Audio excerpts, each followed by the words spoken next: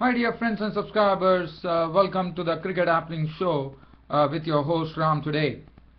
In this part of the Cricket Happening Show, we are going to look at the third one-day international which was played between West Indies and Zimbabwe, and well, West Indies made a clean sweep of the series as expected, 3-0. So we'll talk about that, and then we'll look at the tour match before the first test match begins between England and New Zealand, where England were the ones who were batting first, and it was a good match for Jimmy Neesham of New Zealand. It was just a warm-up match before the first test match.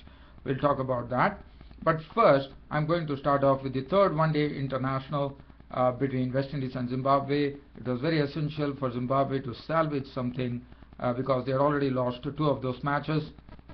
But well, Zimbabwe continued to flounder, and West Indies were the ones who were victors by 5 wickets at the National Cricket Stadium in St. George in Grenada. Well, I have already touched upon something yesterday in my cricket update when I did it against West Indies Zimbabwe, and I think I definitely spoke about the Zimbabwean innings, which was Chamu Chibaba making 48. I don't want to really get into those details now. 211 for 9 was the score the Zimbabwe put up on the board, which was never going to be enough for this mighty West Indies lineup, as I said. I've already spoken about the bowling figures, so I'm not going to get into that. Let's talk about the West Indies innings. Well, West Indies started off with Kieron Powell and Ramnaresh Sarwan. Now, as far as the pace bowlers were concerned, Jarvis and Pofu were bowling, and West Indies were very, very comfortable with Kieron Powell and Sarwan putting on 46 for the first wicket in the 12th over.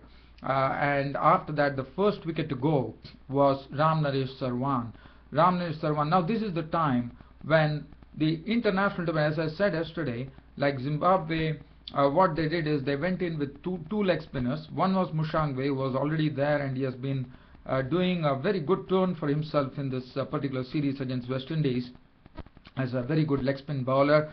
And definitely, I'm sure the Zimbabwe think tank was quite encouraged by the fact that Mushangwe, the leg spinner, was giving lots of problems for the West Indies, actually clogging the runs. So that's the precise reason the Zimbabwe think tank decided to introduce Tino Mutambodzi. Was a right arm leg spinner who was making his one-day international debut, and what a one-day international debut he had. In fact, what Zimbabwe did was a very good thing, because they definitely had these two leg spinners were the ones who were the most economical. And not only that, he also, Mutambodzi, on his international debut, in his very first over, picked up the wicket of a very, very important wicket, because Ramnaresh Sarwan, as you know, he could be quite a thorn and he could hold the innings together, but Ramnaresh Sarwan was dismissed by Mutambodzi, as he was caught and bowled by Mutambodzi, the right arm leg spinner, for 19 of 42 balls with 2 fours, and that made the score West Indies 46 for 1. After that, Kieron Powell played in his own way, and Kieron Powell was joined in by Darren Bravo, and both of them pushed the score on to 83. And that was the time when the spinners were bowling. Mushangwe and Mutambodzi were actually operating in tandem, and it was life was very difficult. But if you look at what happened in the 12th over, West Indies were 46. And in a span of almost 21 overs, in the sense 11.3 overs, and the second wicket fell of Kieron Powell in the 22nd over. So that would give you an indication as to how these two spinners really bowled. If you look at the bowling figures, the right arm leg spinner Mushangwe, 10 overs, 1 maiden, none for 31. He had a wonderful series, even though he didn't take lots of wickets. I thought he had a wonderful series. So these are the positives that are to come out for Zimbabwe, even though they lost the series. Mutambodzi, international debutant yesterday, he was pretty impressive. He bowled 10 overs, 35 runs, and he got 2 wickets, and he took both the openers' wickets. As Kieron Powell has gone, Cott Waller bowled Mutambodzi for 42 or 52 balls with 5 fours, which made the score 83 for 2. Narsingh Devnarayan walked in, and he was joined with Darren Bravo. Darren Bravo continued to impress, but what Darren Bravo did was, as the wickets went, he understood that he has to get a more responsible there, and that's what he precisely did. and he made an unbeaten 72 of 103 balls with 5 fours. In fact, he held the innings together. As I said, the spinners were really dominating. If you look at the spinners, out of the 215 that West Indies made, 66 runs were given by Mushangwe and Mutamboji, the right-arm leg spinners, and that is good. I mean, a leg spinner giving away only 30-odd runs in a one-day international is pretty good going, according to me, and that too on his debut. And I think, well, in West Indies, Zimbabwe seem to have a lot of stock of spinners now, because we know left-arm spinner Raymond Price didn't make it. We didn't find the other player, Graham Creamer, playing. So the right-arm leg spinner, he's a right-arm leg spinner too. And Prosper Utseya was not there. So, but this was good. The right-arm leg spinners have definitely done the job for Zimbabwe, even though they lost. Because probably one could understand that if Zimbabwe could have like they could have lots of runs under the belt, they could really put this West Indies team under pressure with the right-arm leg spinning bowling, because leg spin the spin bowling can really frustrate the batsman, and then the batsmen start going for the strokes against the other bowlers and start losing the wickets. So I think Zimbabwe have invested in two good leg spinners right now. Now, as far as Dion Oran is concerned, he was caught by Mutamboji of the bowling of Masakadza for 21 of 32 balls with 1-4. Kiran Pollard was run out for a duck yesterday of 3 balls. The captain Dwayne Bravo contributed 25 of 23 balls with 1-4 and 1-6, and in the end Darren Bravo had the company of the wicket-keeper batsman Dinesh Ramadhan, who made a very quiet 24 of 26 balls with 2 fours, and that was it. West Indies were the victors. They won this match by 5 wickets, thus taking the 3 one-day international series 3-0. So it was an absolute clean sweep. Now let's look at the bowling figures other than Mushangwe and Mutamboji. Jarvis 10 overs, 1 made 1 for 54. Pofu was included 8.2 overs, no made none for 39.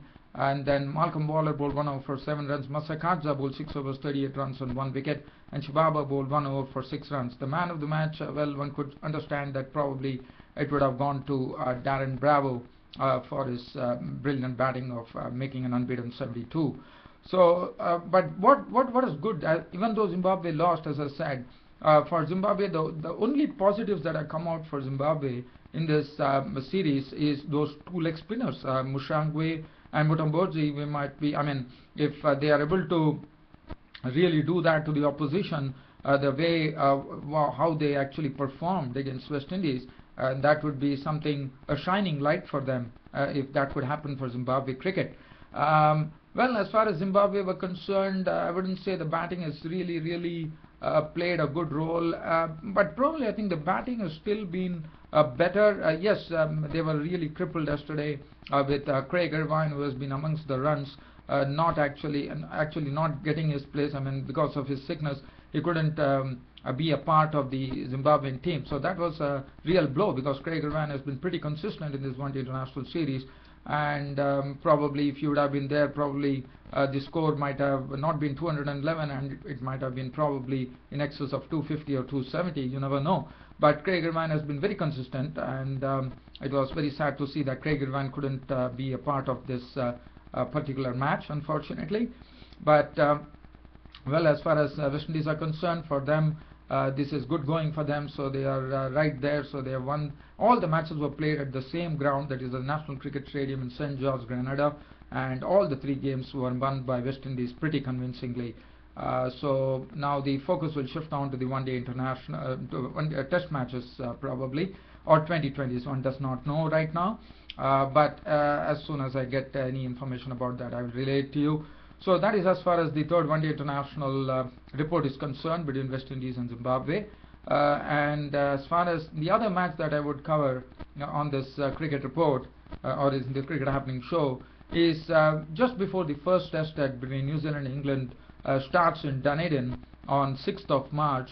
There was a match which is being played between New Zealand 11 and the England, which was played at Queenstown Event Centre. Now Queenstown, you know, New Zealand have some picturesque grounds, and what was very interesting is that the Queenstown ground is just it's just adjacent to the airport, and I was just wondering, while the players are playing, won't it be a distraction? Because whenever the players were playing, you will see a plane fly in the air, fly in the air, and I wouldn't know whether that would have been a distraction for all the the New Zealand and England players. But that was pretty interesting, because you could see a photo saying where at Queenstown, the airport is just besides the stadium, the ground, and whilst the match is going on, you see planes just flying away. So I wouldn't know whether, in my opinion, probably it could be a distraction, because when the batsman is trying to actually concentrate, it could prove to be a distraction. Well, one has to really speak to the cricket players to understand whether it was a real distraction, but it was interesting to note. So that's the precise reason, dear friends and subscribers, I'm just trying to speak about that, just telling you, presenting you the picture at Queenstown, where planes were flying across the, planes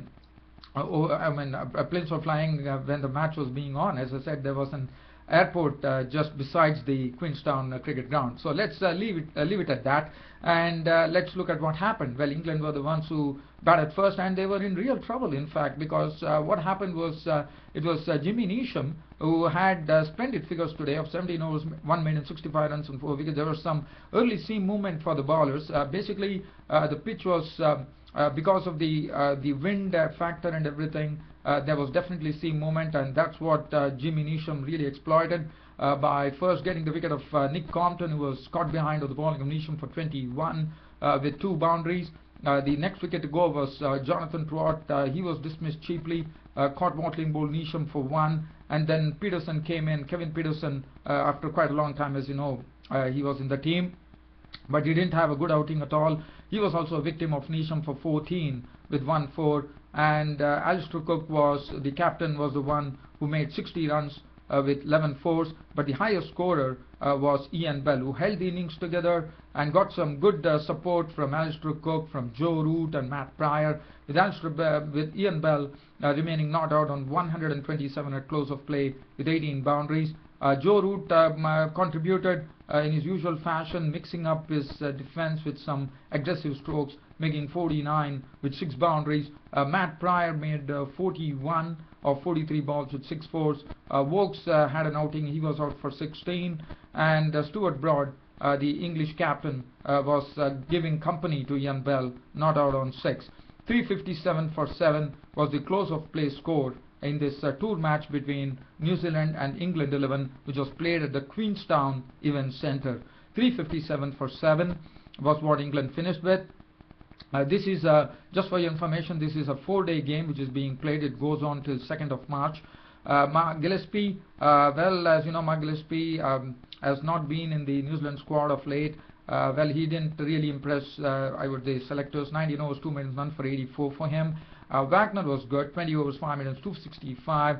Neesham was the most impressive, and he was also amongst the wickets. 17 overs, 1 minute, 65 runs and 4 wickets. And what Neesham did is, he definitely made use of the seam movement which was there, the movement in the air which the New Zealand bowlers were getting. Corey Anderson, 8 overs, 4 minutes, none for 16, bowled impressively. Jeetan Patel, 14 overs, 1 minute, none for 81. And Karl Kachopa, 12 overs, 1 minute, 1 for 40. And we are told that Karl Kachopa is the one who really breaks lots of partnership in the domestic matches here in New Zealand. He was pretty impressive too. 12 overs, 1 minute, none for 40. And well, New Zealand, as I said, finished off with 357 at close of play on the first day of this match at the Queenstown Centre. England finished at 357 for 7. Well, dear fans, friends and subscribers, there's nothing else to really add. If at all I have to add, I can say that the West Indies Cricket Board, there was the presidency which was there, but the former ICC chief, Clive Lloyd, couldn't get it. He actually lost it.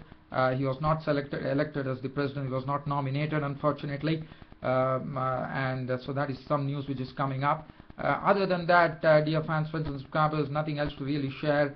That's it, dear fans, friends and subscribers, as far as this Cricket Happening show is concerned. Keep an eye on Cricket Happenings.